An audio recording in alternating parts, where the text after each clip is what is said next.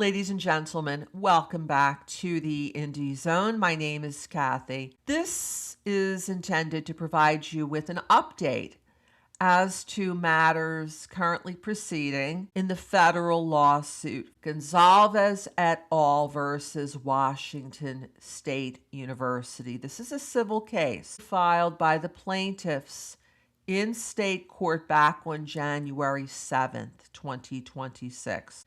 But then what happened is that the defense moved the proceeding from state court to federal court. And this occurred on January 27th, 2026. At that time, once removal was effectuated, the state court's jurisdiction was extinguished, and then matters proceeded in federal court. According to Federal Rule Civil Procedure 16, a scheduling order should have been entered in the case to ensure that the case proceeded and was managed appropriately in terms of deadlines and didn't just linger for an indefinite amount of time. That's what a scheduling order will do. It will place deadlines for certain events to happen, such as a deadline for discovery. And sometimes the initial scheduling order might even include a trial date. As of this date, it is Saturday, the 4th of April, so the court is closed today. But as of this past week, there still is no scheduling order in place for this case. And if we look back at a notice that the federal district court judge presiding over the proceeding, Judge Kimberly K. Evanson, advised the parties, as she did back on February 5th, 2026, nearly 2 months ago. Notice to the parties, the court acknowledges the requirements of Federal Rule Civil Procedure 16b2, but finds good cause to defer entry of a case schedule pending its ruling on defendant's motion to change venue, and then referring to docket entry number 8. This was the defense's January 30th motion for change of venue. They wanted the case moved from the Western District of Washington, where it is right now, across the state, closer to Pullman on the Eastern District of Washington. And papers flew back and forth in terms of a motion, response, reply, where the defense put forth their reasoning why venue was appropriate, and the plaintiffs filed their papers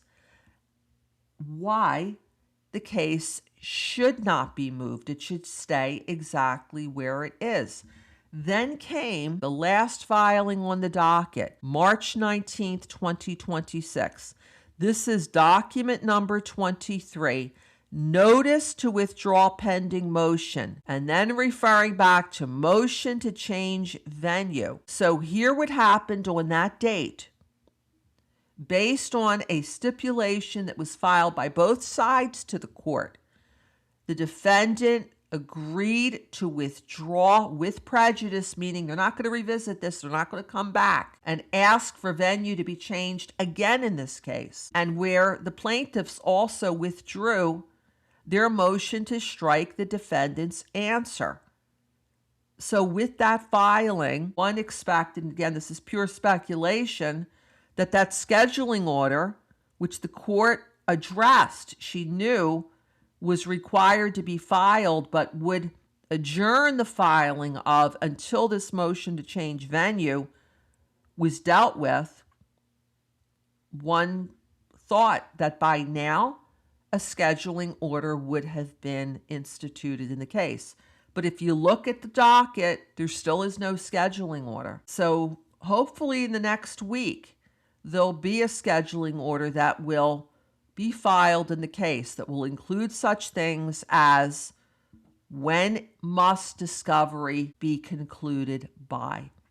When will all depositions, all requests for production of documents, interrogatories, admissions, possibly any third parties that one or the other side would be looking to serve discovery on.